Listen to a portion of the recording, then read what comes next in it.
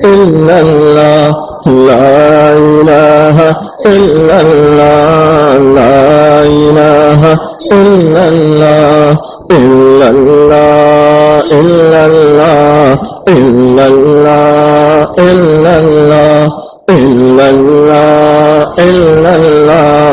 إلا الله إلا الله إلا الله إلا الله إلا الله إلا الله إلا الله إلا الله إلا الله إلا الله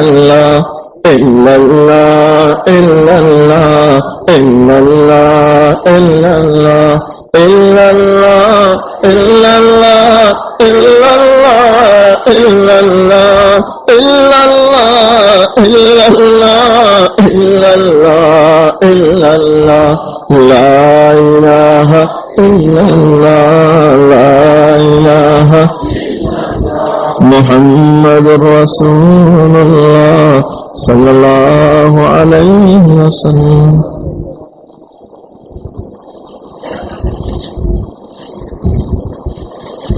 اپنی آنکھوں کو بند رکھیں، گردنوں کو جھکائے رکھیں. سوچے اللہ کی رحمت دل پر اتر رہی ہے، گناہوں کی ظلمت دل سے نکل رہی ہے.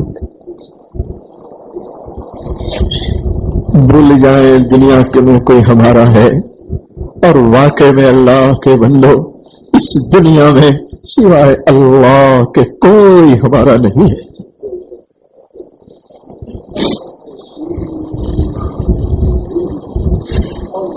اپنی خطاؤں کو یاد کریں، اپنے گناہوں کو یاد کریں، رونے کی کوشش کریں کہ اللہ آج تک میں نے کیسے کیسے گناہ کیے.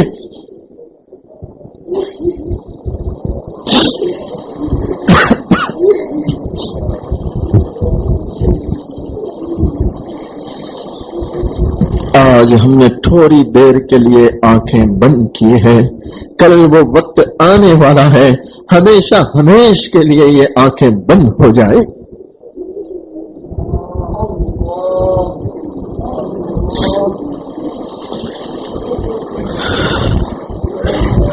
ہم تو اللہ کے بندے ہیں، اللہ کے عشاق بندے ہیں، رونے والے بندے ہیں. ہم تو آئے ہی اسی لیے ہیں تاکہ رو رو کر اپنے روٹھے ہوئے رب کو راضی کریں.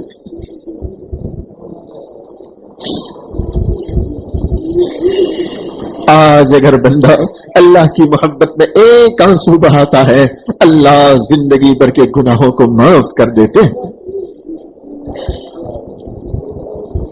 علماء لکھتے ہیں کل میدان محشر قائم ہوگا، لوگ اپنی اپنی قبروں سے اٹھیں گے، میدان محشر کی طرف چلتے ہوئے جائیں گے.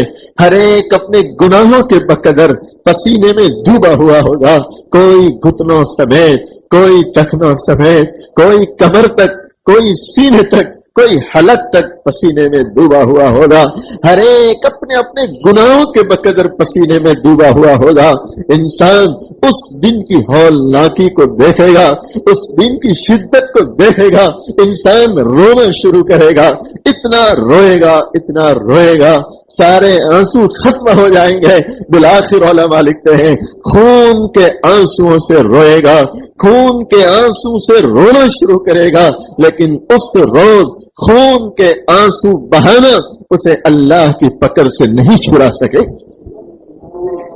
اللہ کے بندو آج موقع ہے اس مالک کی چوکھٹ پکڑ کر بیٹھے ہیں، ایک آنسو اس کی محبت میں بہا دیں، اللہ زندگی بھر کے گناہوں کو معاف کر دے.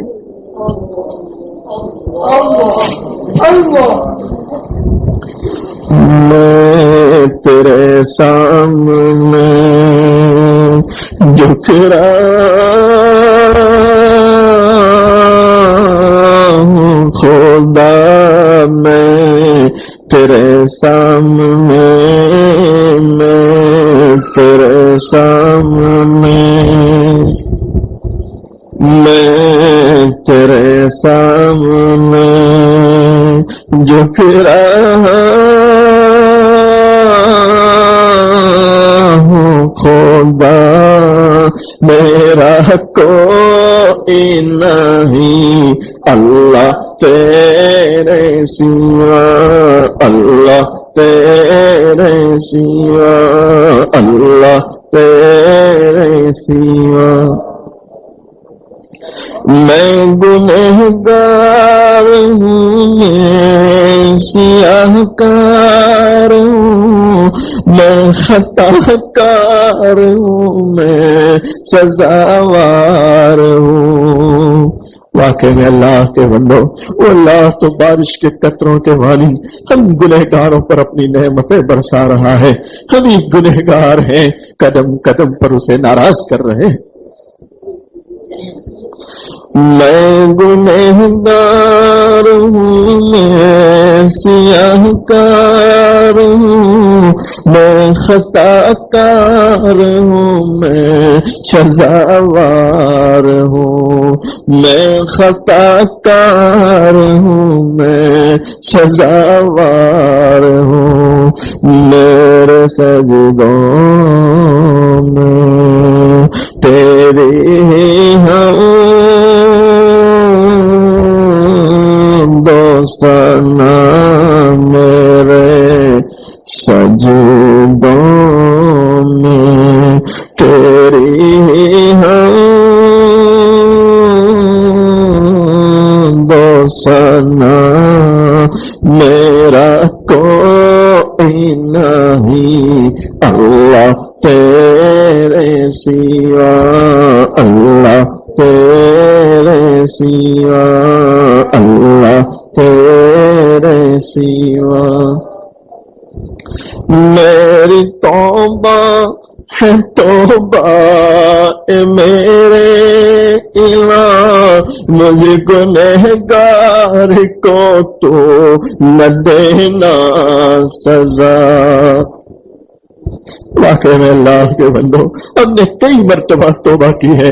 توبہ کر کے توڑ ڈالتے ہیں بلکہ توبہ کر کے توڑ ڈالنا ہماری عادت بن چکی ہے. اللہ کے بندو ایک پرندے کو ہم نے آگ میں جلتے ہوئے دیکھا ہے. یہ پرندہ آگ میں چلتا ہے طرف طرف کی اپنی جان دیتا ہے. اے اللہ کے بندو ہم سے دنیا کی دھوپ برداشت نہیں ہوتی دنیا کی گرمی برداشت نہیں ہوتی. اللہ کے بندو سوچو اس مالک نے اگر ہمارے گناہوں کی وجہ سے ہمیں پکڑ کے جہنم میں ڈال دیا ہم خطا کاروں کا کیا بنے.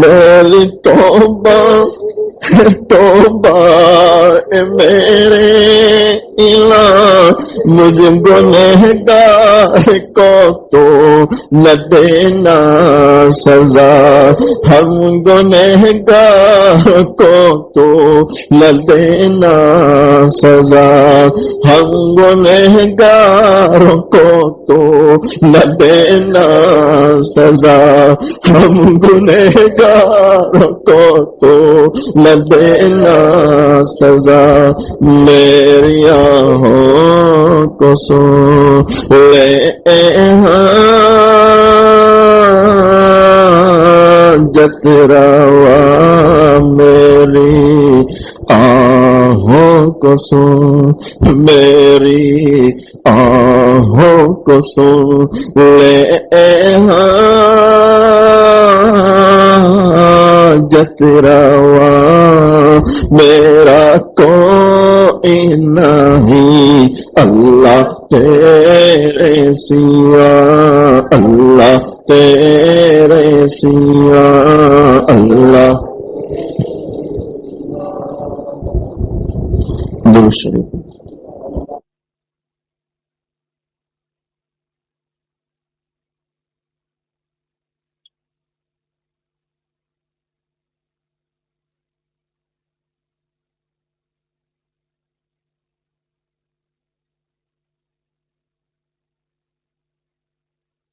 اے اللہ آپ کی چوکٹ پکڑ کر بیٹھے ہیں، اپنے گناہوں کو لے کر بیٹھے ہیں، اور اے اللہ گناہوں کو لے کر نہ بیٹھے تو کیا لے کر بیٹھے، ہمارے پاس سوائے گناہوں کے کچھ بھی نہیں۔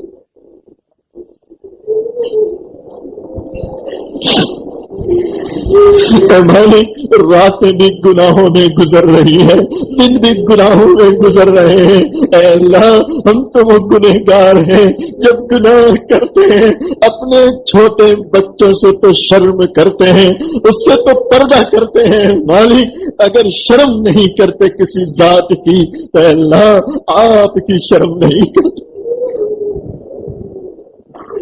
اے اللہ بے شک گنہگار ہیں، خطا کار ہیں، اقراری مجرم ہیں، اے اللہ آپ کی چوکٹ پکڑ کر بیٹھے ہیں، آپ کی دہلیز پکڑ کر بیٹھے ہیں، اے اللہ اس مجمع کے طرف کو آپ دیکھ رہے ہیں، ان کی آہوں کو دیکھ رہے ہیں، اے اللہ اس بستی کے نوجوان تیری چوکٹ پکڑ کر بیٹھے ہیں، تیری دہلیز پکڑ کر بیٹھے ہیں، اے اللہ یہ وہ نوجوان ہیں جن کی جوانی کے صدقے تجھے بہت پسند ہے مالک، یہ نوجوان آج تیرے سامنے ندامت کے آنسو بہا رہے ہیں، آہیں لے رہے ہیں، اے اللہ سفید داڑھی والے ہاتھ پھیلا کر بیٹھے ہیں جن کی داڑھیوں کو دیکھ کر مجھے شرم آتی ہے، اے اللہ اہل دل علماء صلحاء حفاظ کرام ہاتھ پھیلا کر بیٹھے ہیں، اے اللہ تجھ سے التجا کرتے ہیں مالک رحم کا معاملہ فرما دے، کرم کا معاملہ فرما دے، عفو درگزر کا معاملہ فرما دے، اے اللہ ہم سب کی مغفرت فرما دے، اے اللہ مغفرت فرما دے، اے اللہ مغفرت فرما دے، اے اللہ ہمیں اپنی نگاہوں کی حفاظت کی توفیق عطا فرما، شرمگاہوں کی حفاظت کی توفیق عطا فرما، اے مالک ایک چھوٹا سا بچہ اپنے گھر سے باہر نکلتا ہے، ماں پیچھے غصے میں آتی ہے، بچے کو تھپڑ مارتی ہے، بچہ روتے ہوئے دور تک چلا جاتا ہے، ٹھہرتا ہے، دھیرے دھیرے واپس آتا ہے، یہاں تک کہ ماں کی دہلیز پر آتا ہے، دستک دیتا ہے، ماں دروازہ کھولتی ہے اور دروازہ کھولتے ہی اپنے نافرمان کو دیکھتی ہے، غصے میں آ جاتی ہے، کہتی ہے کیوں آیا ہے یہاں، چلا جا ہمیشہ کے لیے۔ وہ بچہ روتے ہوئے کہتا ہے اے ماں جب تیرا در چھوڑا تھا دل یہ چاہتا تھا ہمیشہ کے لیے تیرا در چھوڑ کے چلا جاؤں، لیکن اے ماں جب دور تک گیا ہوں اندر سے آواز آ رہی تھی اے بیٹا دنیا میں تجھے سب کچھ مل جائے گا لیکن مجھ جیسی ماں نہیں مل سکتی ہے۔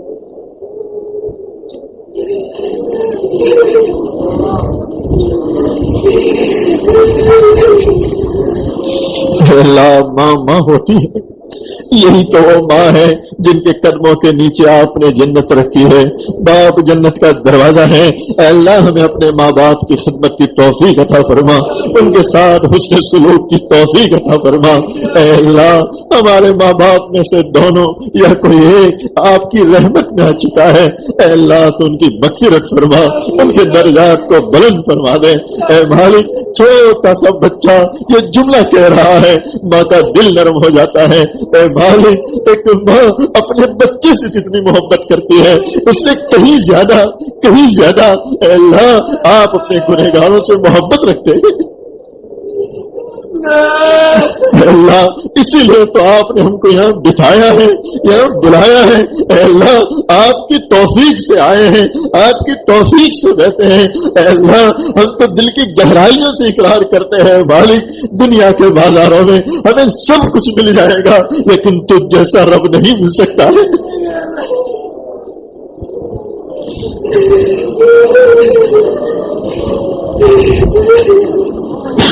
اے اللہ رحم کا معاملہ فرما دے، کرم کا معاملہ فرما دے، اے اللہ ہم سب کو معاف فرما دے، اے اللہ معاف فرما دے، اے اللہ معاف فرما دے، اے اللہ اسلام اور مسلمانوں کو غلبہ عطا فرما دے، اسلام اور مسلمانوں کی پوری اے اللہ حفاظت فرما دے، اے اللہ ہماری جانوں کی حفاظت فرما، مالوں کی حفاظت فرما۔ اے اللہ اس دور میں سب سے بڑا مسئلہ اپنی بہو بیٹیوں کی عفت و پاک دامنی کی حفاظت کا مسئلہ ہے۔ اے اللہ تجھ سے التجا کرتے ہیں، اے اللہ تو حفاظت فرما لے، اے اللہ تو حفاظت فرما لے، اے اللہ جو بے اولاد ہیں انہیں اپنے خزانوں سے نیک صالح اولاد عطا فرما، اے اللہ جن کو اولاد دے رکھی ہے ان کی اولادوں کو نیک بنا، پرہیزگار بنا، آنکھوں کی ٹھنڈک بنا، اے اللہ ہماری اس بستی پر اپنی خصوصی رحمتیں نازل فرما، اے اللہ اطراف و جوانب سے کافی حضرات آئے ہوئے ہیں، اے اللہ سب کے آنے کو قبول فرما، سب کی مرادوں کو قبول فرما، اے اللہ جو مانگا وہ بھی عطا فرما، جو مانگنا تھا نہیں مانگ سکے اے اللہ تو اپنی شان شان عطا فرما۔ ان اللہ و ملائکتہ یصلون علی النبی یا ایھا الذین آمنوا صلوا علیہ وسلموا تسلیما۔ اللهم صل على سيدنا محمد وعلى آل سيدنا محمد وبارك وسلم۔ سبحان ربك رب العزة عما يصفون، والسلام على المرسلين، والحمد لله رب العالمين۔